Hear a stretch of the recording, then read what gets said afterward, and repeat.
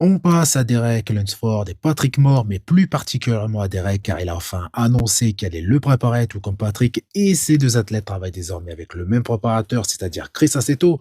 Donc cette rumeur courait depuis un moment, mais Chris n'était pas justement le seul. Donc plutôt que de donner des noms sans réelle preuve, j'ai préféré attendre. Donc deux Chris sont aux côtés de Derek pour l'aider à afficher son meilleur physique à la classique US, mais qui pourra également justement servir pour voir comment le corps de Derek va réagir à sa nouvelle préparation car Chris est connu pour présenter des athlètes en très bonnes conditions, quitte à pas être assez plat sur scène, contrairement à Annie Rambot, hormis justement les athlètes qui ont entre guillemets une facilité pour afficher un physique super conditionné, donc plutôt une très belle condition. Donc à voir si cette nouvelle collaboration a été un bon choix, mais dans tous les cas, pour avoir regardé la plupart des athlètes pros et même quelques amateurs, la plupart du temps, leurs conditions s'est fortement améliorées. Donc espérons que pour Derek, la même chose se passe sans que ses rondeurs soient impactés ni même que ses quadriceps perdent justement davantage de volume qu'avec un Bot sur les dernières semaines de préparation. Pour finir, avec ces deux athlètes, donc Derek Lunsford et Nick Walker, et même Chris Aceto, ont été réunis justement lors d'un podcast pour la toute première fois. Il y a eu justement quelques petits passages intéressants